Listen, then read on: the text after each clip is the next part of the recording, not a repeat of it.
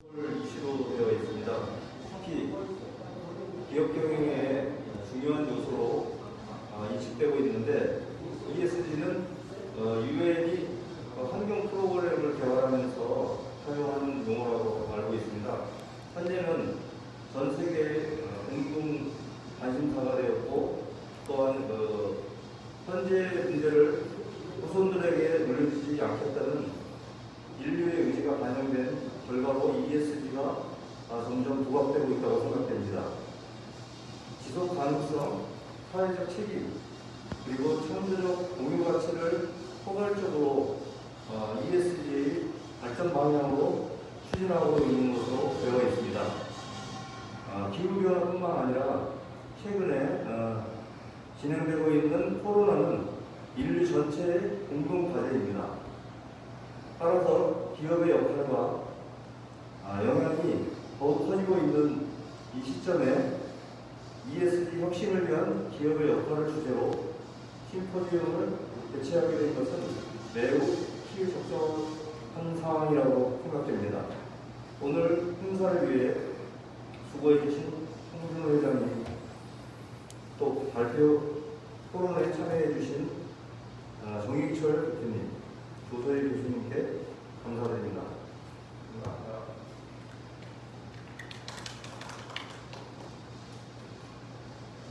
오늘 저는 이 포럼을 위해서 ESG 혁신을 위한 기업의 역할이라는 주제로 간단하게 오늘 토론의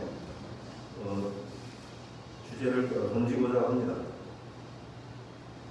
제가 최근에 이슈가 되는 ESG에 대한 내용들을 좀 살펴보니까 크게 보면 이제 환경, 인바이러먼털 이런 주제가 유엔에서부터 시작되어 가지고 현재는 이제 기후 변화, 그 다음에 탄소 배출, 그 다음에 일반적인 환경 오염, 환경 규제, 그러다 보니까 생태계, 또 생물의 다양성, 또 자원을 많이 사용하다 보니까 폐기물과 관련된 사항들, 그리고 이제 인류가 에너지를 많이 쓰다 보니까 에너지 효율에 관한 일이에요. 그리고 이제 이런 전반적인 기업의 운영 또는 사회가 필요한 물건에 대한 구매 조달 등에 대해서 이런 환경 문제를 책임져야 되겠다는 그런 주제들이 많이 이야기되고 있습니다. 다음은 이제 사회적 관점에서 볼 때 취약계층에 대한 고용 분배가 중요한 이슈로 되어 있고, 또 작업자들 근무 환경이라든지 안전 문제도 중요한 관심사항이 되었습니다. 그것뿐만 아니라 이제 물건을 사고 팔고 하는 이런 과정, 또는 사회 구성으로서 고객이 있는데 이 고객에 대한 문제를 어떻게 할 건가. 또 최근에 이제 정보통신이 많이 발전하다 보니까 데이터 보호라든지 프라이버시, 개인정보 보호 이런 문제들도 많이 나오고 있습니다.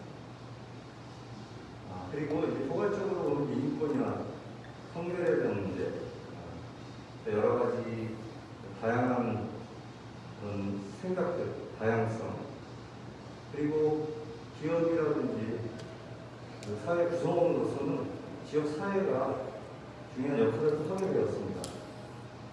그리고 기업을 운영하는 데 있어서 협력업체라든지 공급망을 제공하는 그런 부분들까지도 이 사회적 관점에서 들여다봐야 된다는 그런 문제로 되게 됐습니다. 다음은 이제 거버넌스, 지배구조에 관한 문제입니다.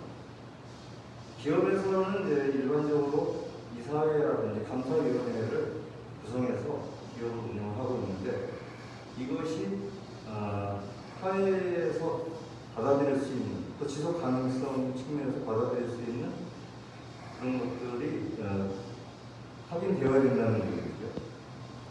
그리고 이제 뇌물이 없는 세상, 반부패 정신 이런 것들도 주요한 이슈가 되겠습니다. 그러다 보니까 이제 로비가 없고 정치적인 문제까지도 우리가 생각을 하게 됐습니다. 그리고 기업이나 사회 단체 활동을 통해서 기부하는 부분들이 또 중요한 이슈가 되겠죠. 크게 보면 이제 기업 윤리, 그다음에 컴플라이언스, 공정 경쟁 이런 지배구조 관점에서의 주요 이슈들을 제가 한번 정리를 해봤습니다. 이 세 가지 환경, 그다음에 사회, 그다음에 지배구조 이 세 가지 관점에서 이 ESG라는 주제가 상당히 넓게 되어 있기 때문에 기업이 어떤 역할을 할 건가 그걸 좀 정리해왔는데 유엔에서 책임 투자 원칙이라는 것을 발표했습니다. 이 세 가지 ESG를 반영해야 된다는 거죠. 글로벌 신용평가 기관에서는 신용등급에 이걸 반영하겠다. 또 국내의 금융기관도 ESG 관련된 사항을 평가 요소로 사용하겠다. 그리고 이제 대표적인 이제 신용평가 금융기관에서 기후변화 ESG 투자, 생물 다양성, ESG 공시, 사회적 불평등 이런 것들에 대한 요소를 평가하겠다는 것이 이제 최근에 나온 내용들인데, 그러면 기업은 어떤 역할을 해야 될 거냐? 결국 사회의 중요한 구성원으로서 ESG 관련된 준수하는 바람직한 요소, 그 다음에 비재무적인 요소까지도 포함해서 기업의 가치, 사회적 가치를 준비하도록 해야 된다. 이게 핵심이 되겠죠. 그 다음에 최근에 이슈가 됐던 기후변화, 뭐 코로나 이런 것들 포함되겠지만 그런 것들이 리스크에 어떻게 반영이 될 건가, 그 리스크 관리, 그 다음에 이거를 평가하는 지표 이런 것들도 이제 왜냐면 기업이라는 게 이제 재무적인 것도 포함되기 때문에 비재무적인 관점, 재무적인 관점 두 가지를 같이 봐야 된다는 겁니다. 그래서 마지막으로 기업의 역할은 뭐냐? 결국은 ESG 기반으로 하는 산업이 어떻게 흘러갈 건가? 그리고 그 기업이 어떤 영향이 있는가? 사회적 책임은 무엇인가? 그 다음에 커뮤니케이션 어떻게 할 건가? 그리고 이런 모든 것들을 정보를 공시를 해서 인계적으로 투명하게 평가 지표를 만들어서 평가를 평가하고 해서 객관적으로 사회가 그 기업을 평가할 수 있도록 해야 된다는 겁니다. 이 포괄적인 내용들이 너무 많아가지고 여러 가지 주제 토론이 있겠지만 제가 오늘은 일반적인 관점에서 보는 ESG에 대한 요소를 정리를 해봤습니다.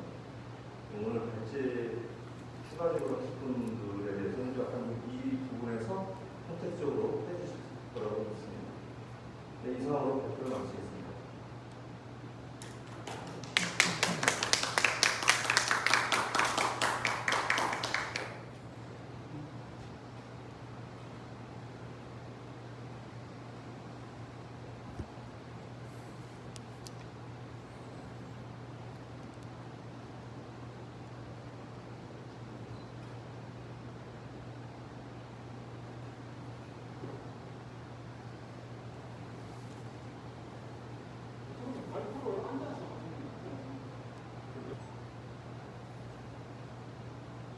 안녕하세요. 오늘 이 자리에 초대해 주셔서 감사합니다. 저는 오늘 이 시간에 ESG와 기업의 역할, 특히 환경을 중심으로 발표를 하겠습니다. 저는 정철입니다. 사실 ESG라는 용어가 등장한 것은 오래되지는 않았습니다. 근데 앞서 백분 위원장님께서 ESG에 대해서 자세히 설명해 주셨기 때문에 저는 잠깐 스킵하도록 하겠습니다. ESG가 그러면 기업들에게 어떤 영향을 주느냐 간단한 그래프로 설명이 되는데요.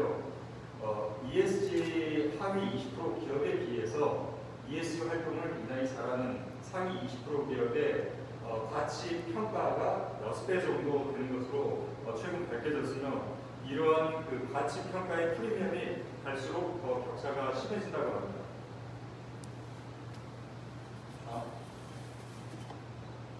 그래서 앞서 백분 위원장님께서 말씀하셨듯이 ESG가 최근에 글로벌 신용평가기관이나 국내 신용평가기관에서 기업들의 신용 등급에 반영이 되고 있고요. 따라서 우리나라 대기업들도 협력사와 함께 ESG 챙기기를 시작하고 있습니다. 그런데 여기에서 저희가 눈여겨봐야 될 부분이 있습니다. 사실 ESG의 배경에 대해서 이해하면은 기업이 왜 이런 부분들을 중요하게 생각해야 되는지 라는 이해를 줄 것으로 여겨집니다. 사실 1962년 웨이첼 카슨의 스프링 사이드 스프링 침묵의 공기라는 책은 전 세계에 굉장히 큰 파장을 일으켰습니다. 즉 우리가 무심코 뿌리는 제초제나 살충제가 엄청나게 환경에 영향을 미친다는 것을 이 웨이첼 카슨은 사이드 스프링이라는 책을 통해서 처음으로 이렇게 전 세계에 드러냈고요. 이에 따라서 많은 국가에서 이 환경 문제에 대한 심각성을 인식하게 됩니다. 그래서 거기에 대한 결정판은 1992년 리우 선언을 통해서 나오게 됩니다. 이때 리우 선언에서 환경적으로 건전하고 지속가능한 발전이라는 개념이 채택이 됩니다. 그리고 몇 년 후에 재밌는 사건들이 벌어지는데요. 1995년에 쉐리, 영국의 브레스타와 나이지리아의 그때는 이제 그 쉐리, 나이지리아 공보정보가 발표해가지고 그 지역 환경오염을 일으키고 이런 것들이 굉장히 전 세계적인 파장을 일으키고 물론 쉐리는 불법을 저지른 건 아닙니다. 하지만 이런 것들이 기업에 많은 문제를 일으킬 수 있구나. 그 다음에 그 2년 후에 1997년에 나이키의 베트남 공장에서 아동의 노동 착취가 굉장히 큰 사회적 이슈로 부각이 됐습니다. 그 이후로 나이키는 사실 나이키의 상호가 저 대문자인데 이후로 나이키가 몇 년 동안 소문자를 썼어요. 경찰에서. 그래서 이러한 비재무적인 요소들이 기업에 굉장히 큰 영향을 미친다는 것을 글로벌 기업들이 깨닫기 시작합니다. 그래서 이 1992년에 미우 선언을 전후로 해서 이 전 세계 기업인들이 기업도 지속 가능한 발전을 실천하기 위해서 노력해야 된다는 것을 깨닫게 되고요. 그래서 2002년도에 지속 가능 경영이 본격화되기 시작합니다. 그리고 지속 가능한 경영과 더불어서 CSR, 기업의 사회적 책임이라는 개념이 이제 대두가 되고 또 이와 더불어 이제 국제적인 기준으로는 ISO 26000이 제정이 됩니다. 그래서 ISO 26000은 아까 그 백훈 위원장님께서 설명하신 대로 환경, 사회, 지배구조에 대한 여러 가지 기준들이 나열되어 있고 이거를 기업들이 어떻게 지키고 있느냐를 평가해서 인증하는 그런 글로벌 스탠다드도 만들어지게 됩니다. 앞서 제가 말씀드렸듯이 지금 이렇게 논의되는 단계의 근본은 인간의 활동으로 인해서, 기업의 활동으로 인해서 너무 지구가 파괴된다는 거예요. 환경의 오염도. 이에 따라서 우리 다음 세대는 이러한 우리가 누리는 혜택을 못 누린다는 게 포인트입니다. 보시면은 아시겠지만은 지금 지구상의 인구가 70억입니다. 이 70억 인구가 먹고 살기 위해서 기업들은 굉장히 열심히 활동을 하고 거기에 따라서 많은 온실가스를 배출하고 오염은 자동차나 공장에서 그리고 인간이 버리는 어마어마한 쓰레기로 사실 지금 농사를 앓고 있습니다. 그럼 이런 가운데 이걸 어떻게 해야 되나라는 게 굉장히 중요하게 떠오르는 것이죠. 20년 전까지만 하더라도 과학자들을 중심으로 기후변화가 심각하다고 얘기를 했습니다만은 그게 많은 사람들에게 대중적으로 인식되지는 않았습니다. 그런데 최근 여러분들이 뉴스를 보시면은 많이 접할 거라고 봅니다. 얼마 전에 캘리포니아에 어마어마한 산불이 있었죠. 그리고 최근 한 달 동안 터키 남부에서 또 엄청난 산불이 났습니다. 그리고 중국 또 터키 북부에서 엄청난 홍수로 많은 사람들이 고통을 받고 있죠. 또 지구온난화로 인한 그 해수면 빙하가 녹아서 해수면 상승이 되고 있고요. 한마디로 굉장히 지금 지구의 기후변화, 온난화가 굉장히 심각하게 전개가 되고 있습니다. 이번 달 초에 IPCC라는 정부 간 기후변화 패널 회의에서 굉장히 의미 있는 보고서가 나왔습니다.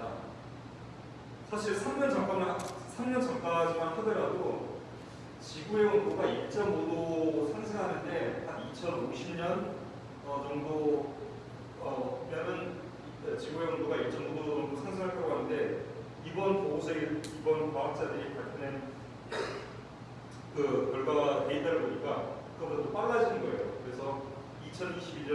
2040년 사이에 지구의 온도가 1.5도 상승할 거라고 내다보죠.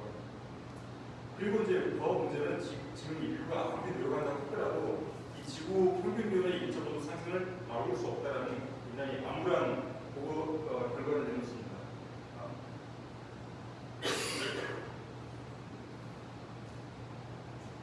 근데 이제 그래서 그러면은 얼마나 우리가 온실가스를 감축해야 되느냐. 그리고 최악의 경우에는 지구 온도가 몇 도가 올라가실 것인가에 대해서 조사를 해봤는데 지금 우리가 지금의 패턴대로 온실가스를 배출을 하게 된다면은 21세기 후반에는 지구 온도가 최악의 경우 5.7도가 상승한다라고 발표했습니다. 지구의 온도가 5.7도가 상승한다는 것은 그 다음에 슬라이드에서 보시면 알겠지만 엄청난 지구상의 변화가 오는 것입니다. 예를 들어서 지구의 2도가 상승하면은 현재에 비해서 열대의 폭염이 약 14배 정도 늘어납니다. 그리고 지구의 온도가 4도 정도 올라가면은 가뭄, 강수량, 또 눈이 녹게 되고 열대 사이클론 등 지구상에는 엄청난 변화가 일어납니다.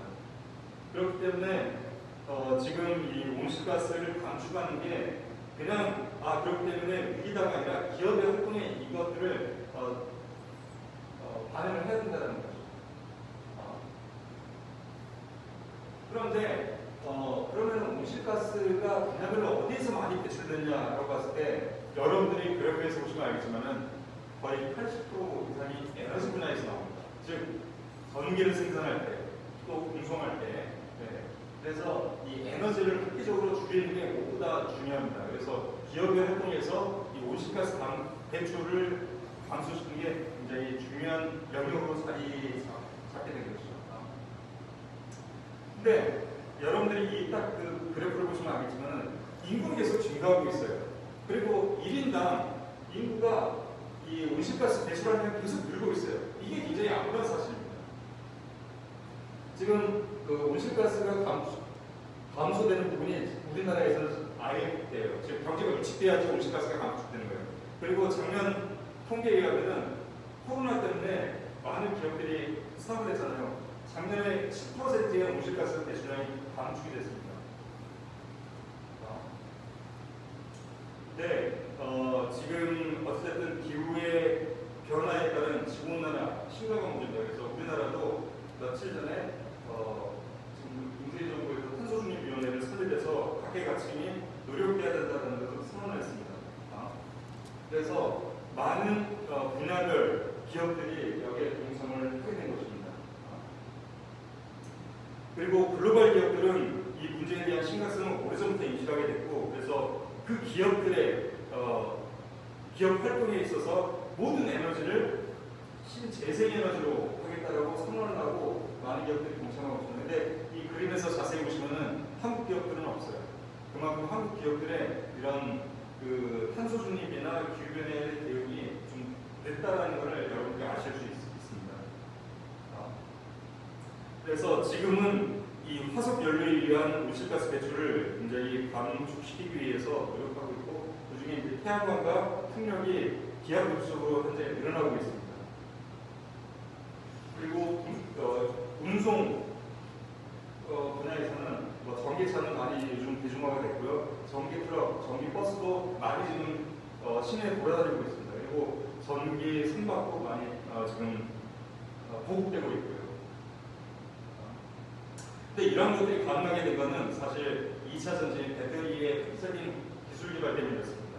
네, 그래서 이 배터리 산업이 굉장히 중요하고, 또 에너지를 대규모로 저장할 수 있다는 것은 여기 사진에서 보시면 알겠지만 어마어마한 전기를 이렇게 배터리를 통해서 저장하게 됩니다.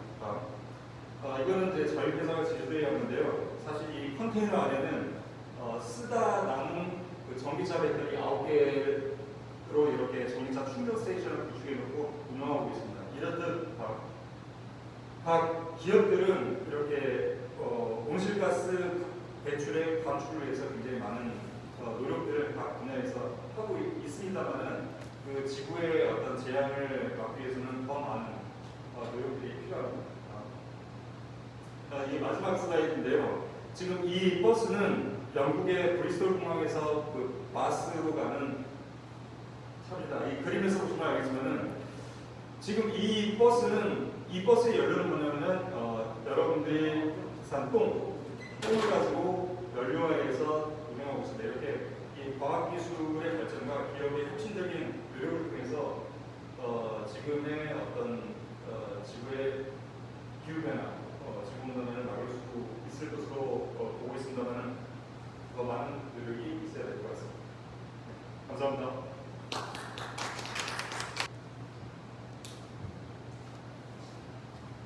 당신은 치유하는 단 하나의 의식.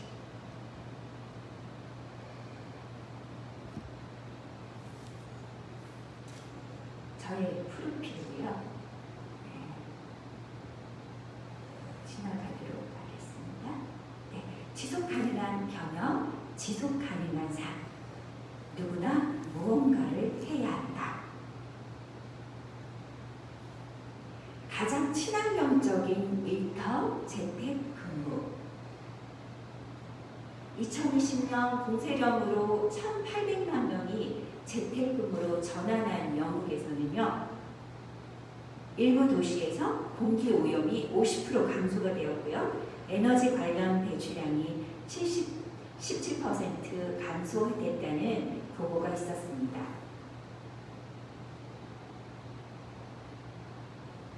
네, 코로나로 다들 우울하시죠? 지금 이렇게 강의하면서도 이렇게 마스크를, 무더운 여름에 마스크를 쓰고 이렇게 강연을 하는 게 사실은 고역이기는 하는데요. 언젠가는 이 코로나에서 벗어나리라고 저는 확신을 합니다. 나를 알아가는 시간, 내면과 마주하는 방법을 알아보려고 합니다. 인문학. 네, 이 가재미의 문태준의 가재미 시를 한번 읽어보려고 합니다. 여러분 조용히 한번 들어가 주시기 바랍니다. 김천의료원 6인실 302호에 산소 마스크를 쓰고 암투병 중인 그녀가 누워있다. 바닥에 바짝 엎드린 가재미처럼 그녀가 누워있다. 나는 그녀의 옆에 나란히 한 마리 가재미로 눕는다. 가재미가 가재미에게 눈길을 건네자 그녀가 울컥 눈물을 쏟아낸다. 한쪽 눈이 다른 한쪽 눈으로 올마붙은 야윈 그녀가 운다. 그녀는 죽음만을 보고 있고 나는 그녀가 살아온 파랑 같은 날들을 보고 있다. 좌우를 흔들며 살던 그녀의 물속 삶을 나는 떠올린다. 그녀의 오솔길이며 그 위에 돋아나던 대낮의 뻐꾸기 소리며 가늘은 국수를 삶던 저녁이며 흙탕조차 없었던 그녀 누대의 가게를 떠올린다. 두 다리는 서서히 멀어져 가라앉히고 폭설을 견디지 못하는 나뭇가지처럼 등뼈가 구부정해지던 그 겨울 어느 날을 생각한다. 그녀의 숨소리가 느릅나무 껍질처럼 점점 거칠어진다. 나는 그녀가 죽음 바깥의 세상을 이제 볼 수 없다는 것을 안다. 한쪽 눈이 다른 쪽 눈으로 캄캄하게 쏠려버렸다는 것을 안다. 나는 다만 좌우를 흔들며 헤엄쳐 그녀의 물속이 나란히 눕는다. 산소호흡기로 들이마신 물을 마른 내 몸 위에 그녀가 가만히 적셔준다. 이 시를 접하게 된 거는요, 그 맨발의 청춘 D가 가수 이은미 씨 아시죠? 그 공연을 보러 갔는데 이은미 씨가 이 시를 소개를 하더라고요. 그래서 굉장히 우울증을 앓고 계셨대요. 그래서 그 자살까지도 생각했던 적이 있었는데 이 시를 접하고 자신의 우울이 없어졌다는 거예요. 그래서 한편의 시가 많은 사람들에게 위로와 치유가 된다는 것을 확인하게 되었죠. 우리는 방상에 누워 죽어가는 한 여인을 보며 발주하며 위로와 치유의 말을 건네갔습니다. 문학의 힘이란 이런 것이 아닐런지요.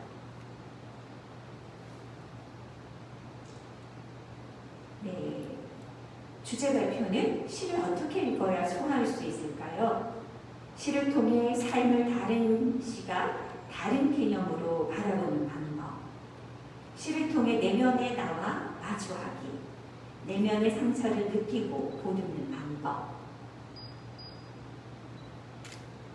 5가지 세계 주제로 첫 번째는 사랑과 인생, 두 번째는 일상 속에서 찾는 깨달음, 세 번째는 화해와 용서, 네 번째는 인간관계, 5번째는 자기, 자비와 소확행으로 나눠봤습니다. 네, 시 속에서 배우는 삶인데요. 시간상 생략하도록 하겠습니다.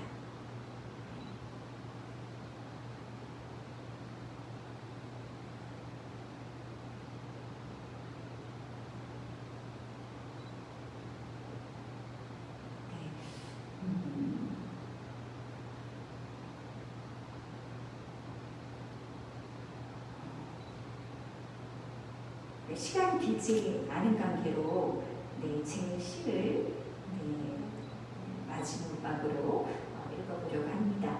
제가 굉장히 어려웠을 때가 있었는데요. 정말 타클라막한 사막을 가게 된 거예요. 그래서 타클라마 사막에서 제가 시를 지은 시인데요. 한번 읽어보도록 하겠습니다. 낙타, 조서희. 낙타의 긴 속눈썹 끝에 지평선이 걸린다. 낙타가 지나가면 그리운 냄새가 난다. 낙타는 묵묵히 제 길을 간다.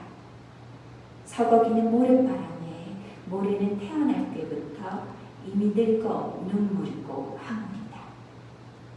나와 나는 겉들의 벽이 무너지고 지도에도 없는 모래길에는 타클라막한 사람. 이미 나는 중심의 시간에서 멀어져 있다. 낡은 흑백사직 속 부풀었던 사랑이 꺼지듯 눈꺼풀이 자꾸 감긴다. 세상과 족촉이 끊겨 길이 보이지 않는다. 길이 보이지 않아 몇 날 밤을 새운 이래야 소리 없는 유성으로 발을 옮긴다. 그대로 주저앉아 버리고 싶었던 굳은 살 박힌 무릎은 걸음을 포기할 수 없다. 아득한 메아리, 낙타는 터벅터벅 길을 댄다. 목추위 우물 하나 없이 초저녁 맑은 허기가 비늘 돋친 혓바닥처럼 핥고 지나간다. 나는 누구인가? 나는 어디로 흘러가고 있는가?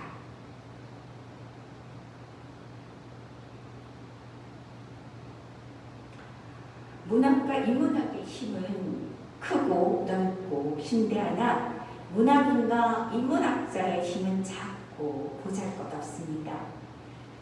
문학의 힘, 인문학의 힘이 이처럼 심대하다면 ESG를 지향하는 기업들은 문학과 인문학에 더 깊은 관심을 가져야 하지 않을런지요. 세상에는 아름다운 것들이 참 많습니다. 그 안에 지금 이 순간도 들어있길 바랍니다. 당신을 치유하는 단 하나의 시 조서희였습니다. 감사합니다.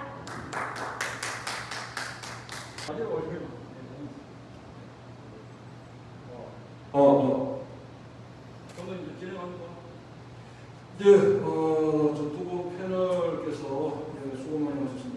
우선 간단하게 주최처 소개를 하겠습니다.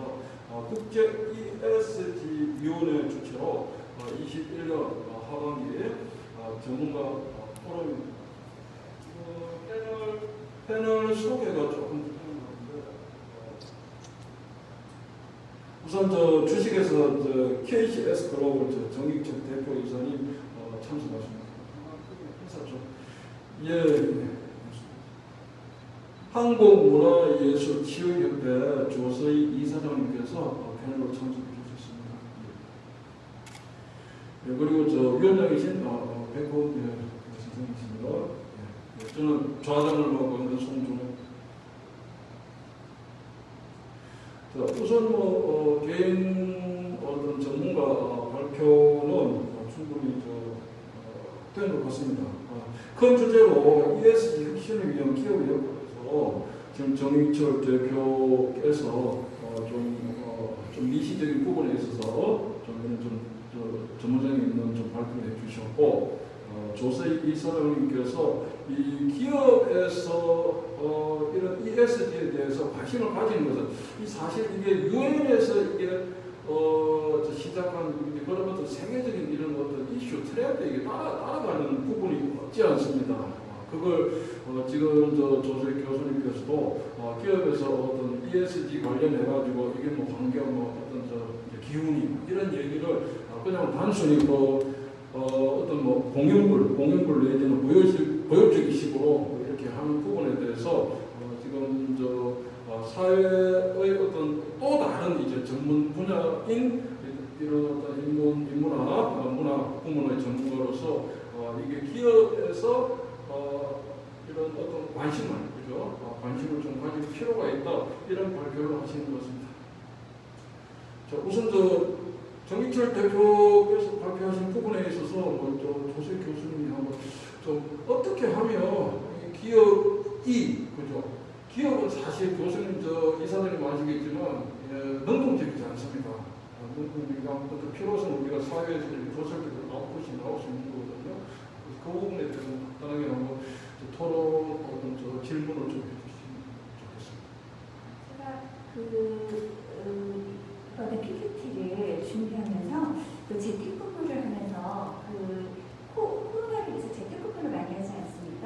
그래서 많은 환경적인 부분에 좋은 면들의 측면이 있다는 걸 발견했습니다. 근데 저보다는 아무래도 전문가인 정 박사님이 조금 더 거기에 대한 더불어 이야기를 해주신다면 감사하겠습니다. 정익철 대표님께서 기업이 어떻게 문학이나 인문학 또 이런 사회적인 부분으로 이렇게 법률을 좀 확대할 수 있는 구체적인 방법 너무 좀 길게는 좀 시간상으로 좀 특정해서 한 두 가지 정도 좀 짚어주시면 좋겠습니다. 먼저 조소희 교수님의 질문에 대해서 답을 드리면 아까 제가 잠깐 발표하는 동안에 잠깐 언급을 했는데 재미있는 게 작년에 전 세계적인 온실가스 배출량이 전년도에 비해서 7% 감소했다고 합니다. 그게 이제 재택근무의 영향이고 그다음에 일부 기업들은 활동을 중단을 했었죠. 이제 시사하는가 많은데요. 그 앞으로 온실가스 감축을 위해서 어떻게 해야 되는지 시사하는 바가 컸습니다. 그럼에도 불구하고 이 경제 성장률을 견인해야 되고 그 사이에서의 밸런스를 어떻게 맞춰나가야 하는지가 제가 봤을 때는 정부나 기업의 숙제가 아닐까라고 생각되는데 어쨌든 코로나로 인한 온실가스 감축 7% 감축은 굉장히 시사하는 바가 컸다고 여겨집니다. 하나님 지금 답변하신 부분이 조세희 교수님 지금 기대하신 부분 조금 맞지 않는 것 같습니다. 조세희 교수님 어떤 취지는 그런 기업이 ESG에 관심을 가져야 되는 이유는 기업 자체로서 충분한데 그게 어떻게 하면 우리가 외부에서 이런 문학이나 인문학 분야까지 그 기업의 관심을 끌어낼 수 있는 그런 어떤 구체적인 방법.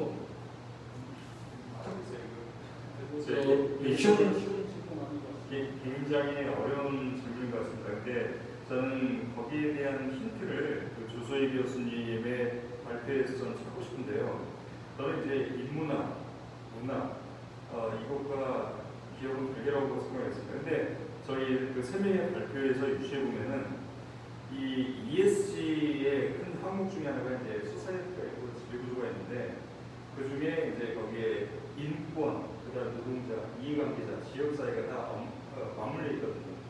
그래서 재무적인 그런 기업의 활동도 좋지만은 비재무적 영역에서 그 근로자나 그다음에 지역의 이해관계자나 그다음에 이제 그 서플라이 체인의 그런 구성원들이 다 함께 어떤 그 행복과 치유를 갖도록 유도하고 도와주는 역할에 있어서 기업이 상당한 도움이 될 수 있겠다는 것을 저는 오늘 발표를 통해서 처음 알게 됐습니다. 굉장히 좋았던 것 같습니다. 조세희 교수님께 간단하게 좀 질의를 드리겠습니다. 제가 이번 포럼 관련해가지고 이제 지인분이 지금 환경단체로 하시는 분인데요. 수십 년 동안 하고 계신데 제가 ESG 포럼을 한다.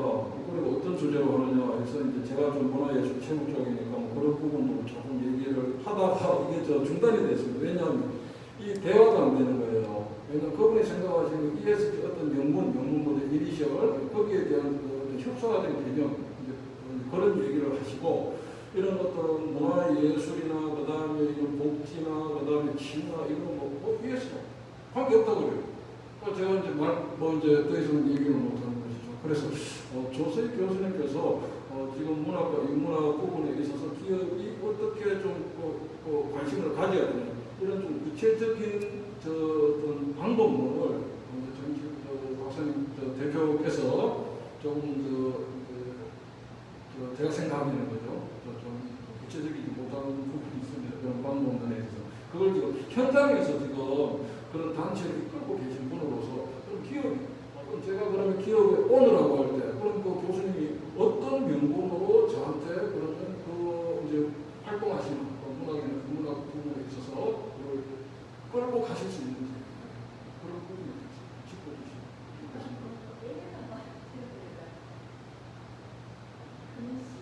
현상 이후 11이라는 얘기 들어보셨을 거예요. 신에게는 아직 12척의 배가 남아 있어옵니다.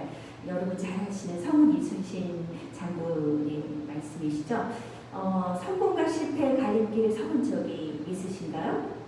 백두반청에 서서 온몸을 불살라 본 적이 있으십니까?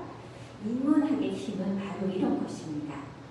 바람 앞에 촛불과 같은 조선의 운명을 바꾼 사람이 누군가요? 이순신 장군이셨죠? 그렇습니다. 우리에게도 아직 12척의 배가 있습니다. 이런 기업들이 이런 함께하는 책임이 강해진다면 더 나아가는 미래지향적인 사회가 되지 않을까라는 생각을 또 해봤고요. 사실 좀 할 얘기는 사실 많습니다.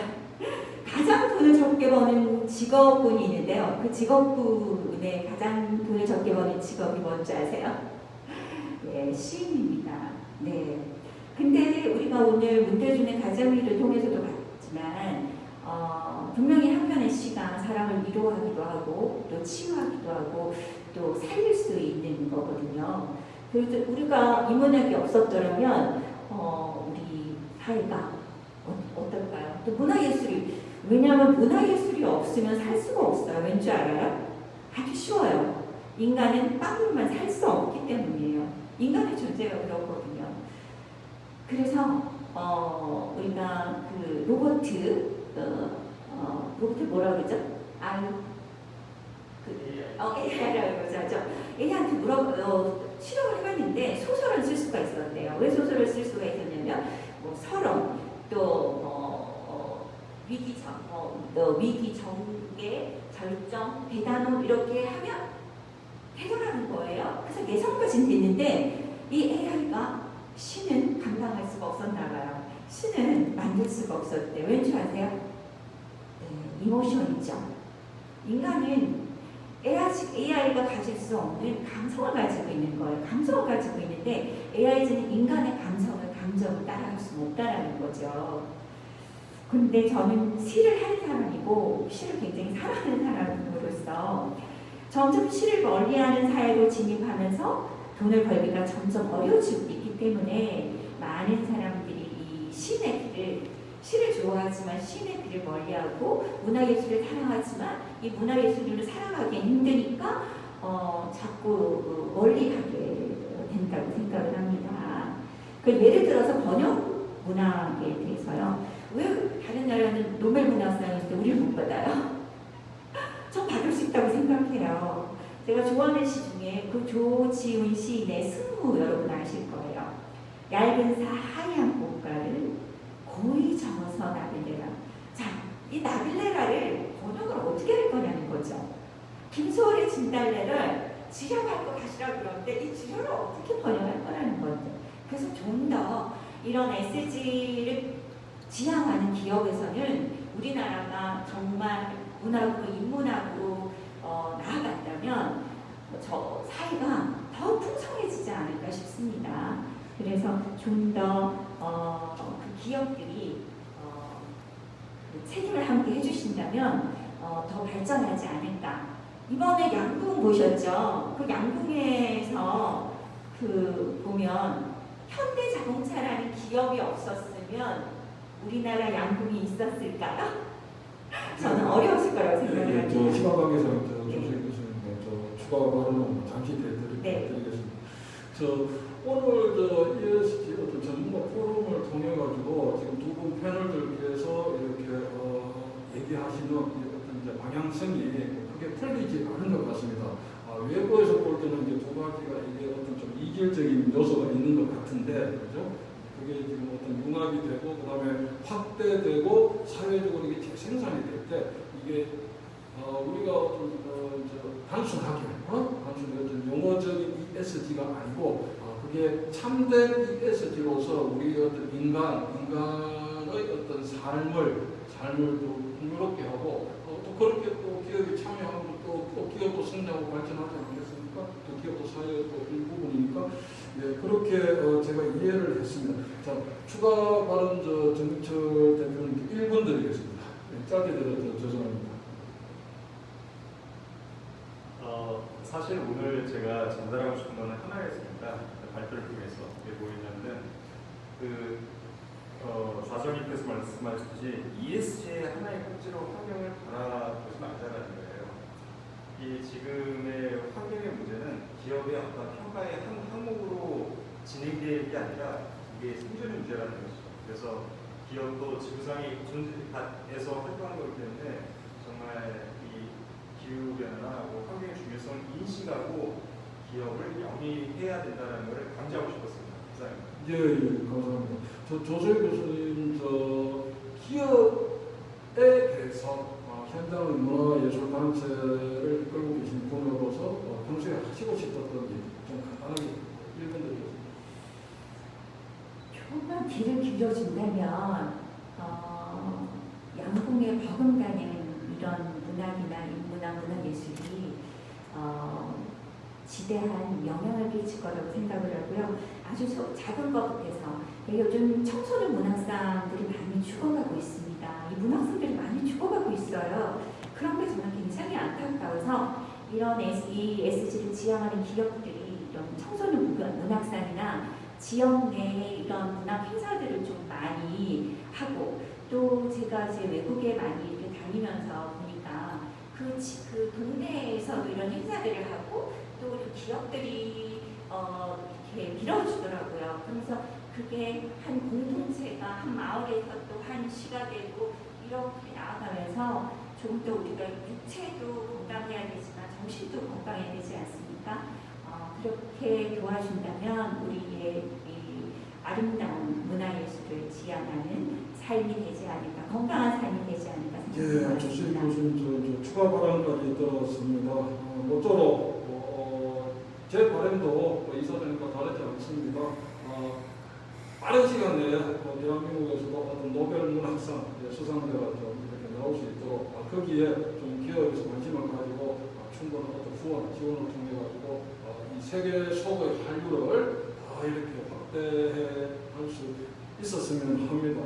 우선 결론 부분에 있어서 지금